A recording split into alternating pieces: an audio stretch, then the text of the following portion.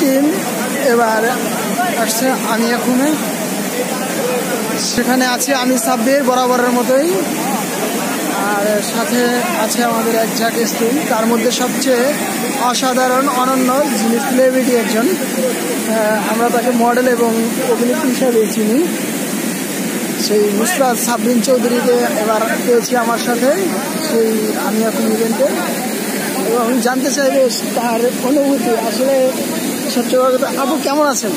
হ্যাঁ, খুব ভালো আছি। আপনি কেমন আছেন? আলহামদুলিল্লাহ ভালো। গতকাল এতটা কষ্ট করে যেখানে আসতে অনেক ছেলেরা, অনেক প্রফেশনাল ট্রেকাররাও হিমশিম খায়, সেই পদ্ম মুখ ঝিরি হয়ে আপনি প্রায় 10 ঘন্টা ট্রেকিং করে আমাদের সাথে এসেছিলেন থুইসাপাড়াতে। হ্যাঁ, সেটা কেমন ছিল? ভীষণ কষ্টসাধ্য ছিল, কিন্তু সবচেয়ে ভালো ছিল যে ইটিভির অ্যাডমিন সাব্বির ভাই খুব কোঅপারেটিভ ছিল। তো মানে কষ্টটা কষ্ট মনে হয় না, অ্যাকচুয়ালি উনি মোটিভেশন দিয়ে একটা মানুষকে এত ভালো পর্যায়ে নিয়ে আসতে পারে, কনফিডেন্স লেভেল অনেক বাড়ায় দিতে পারে। সেই ক্ষেত্রে কষ্টটা বলবো 30% কমে গেছে আর কি। তো তারপরেও অসাধ্য ট্রেকিং ছিল।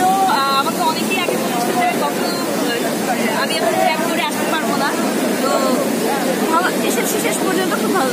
Thank you.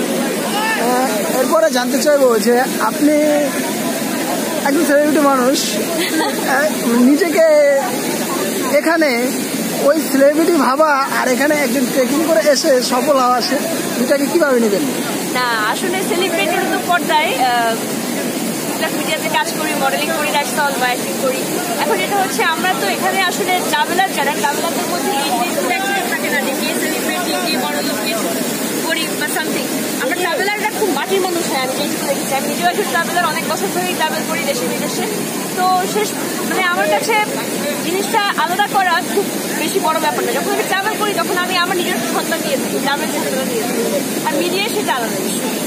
এবার বলবো যে থুইসাপাড়া থেকে নির্ঘুম রাত কাটিয়ে সকালে আবার দেবতা পাহাড় হয়ে এই প্রকৃতির লীলাভূমি বাংলার নায়করা, যেটাকে আমরা জলপ্রপাতের সবচেয়ে বড় জলপ্রপাত বলি, সেই আমি এখন জলপ্রপাতে এসে এখন আপনার কেমন লাগছে? অসাধারণ ফিলিংস হচ্ছে, মনে হচ্ছে মানে লাইক মানুষ কি বলবো, আই গট সাম অ্যাওয়ার্ড, মানে এটা অনেক বড় একটা ব্যাপার।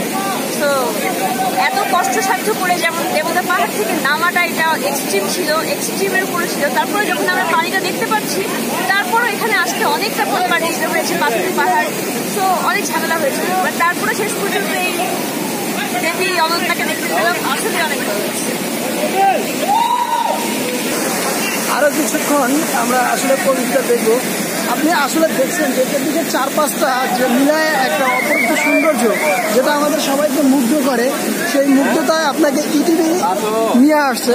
ইটিভি আপনাকে এই প্রোগ্রামে আনতে পারার মধ্য দিয়ে ইটিভি নিজেদেরকে ধন্য মনে করছে। ইটিভি সম্বন্ধে জানতে চাইবো আপনার অনুভূতি। এই ট্রিপ সম্পর্কে, ইটিভি সম্বন্ধে। আচ্ছা, ইটিভি হচ্ছে আমার খুব পছন্দের একটা ফ্যামিলি ট্যুরের মধ্যে। আমি ফার্স্ট ওদের সাথে করি তিনটাতে, তো সেখানে অ্যাডমিন যে সেতু আমার খুব ভালো, মানে ওই ট্যুর থেকেই এত ভালো একটা সম্পর্ক হয়ে যায়, পরে ভালো বন্ধুত্ব হয়ে যায়। তারপরে আমি আরও ওদের সাথে ট্যুর করি। এখন লাস্ট আমার কাছে মনে হয়েছে যে ইয়েতে অনেকেই আসে, আমি এখন অনেকেই আসে, অনেক ইভেন্টস আছে, মানে আমার কাছে খুব রিলায়েবল লাগে ইটিভিতে, যে আমি চোখ বন্ধ করে রিলাই করতে পারি যে এখানে অ্যাডমিনটা কোঅপারেটিভ হবে। আমি যেমন আমি এখন আসার বার এই এত দুঃসাধ্য ট্র্যাক করার মানুষ মানে আমি জীবনে চিন্তাও করতে পারি। সেই ক্ষেত্রে ইটিভির মডারেটর বা অ্যাডমিন আমাকে যেভাবে করে হেল্প করেছে, এটা অন্য কোনো গ্রুপে পাবো বলে মানে ওইটুকু এখনো আস্থা কেউ অর্জন করতে পারেনি। সবচেয়ে বলবো, সেতু আসার আগে আপনাকে বলেছিল যে আমি এরকম যেতে পারবে না, সেই সম্বন্ধে আমরা কিছু জানতে চাই। আচ্ছা, ও আমাকে বলছে যে তুমি খুব টেনে হয়ে থুইসাপাড়া পর্যন্ত যাওয়া, তাও শিওর না বাস পথেই তুমি শেষ।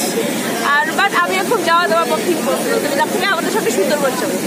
আমি কোনোভাবেই রাজি হই না, আমি না, তুমি যখন না বলছো আমি আই উইল ট্রাই, আমি ট্র্যাক করেই ছাড়বো। তাহলে আমি বলবো যে আমি একুমের সফলতার পেছনে অবশ্যই সাব্বির ভাইয়ের অবদান। আমি তো ভাবছিলাম সেতুর অবদান, আর সেই চ্যালেঞ্জে জয়লাভ করছে। এবার কি সেতুর কাছে আমরা একটা ট্রিপ পাইতে পারি? হ্যাঁ, অবশ্যই। ধন্যবাদ আপনাকে আমাদেরকে সময় দেওয়ার জন্য। ধন্যবাদ আপু, ভালো থাকবেন।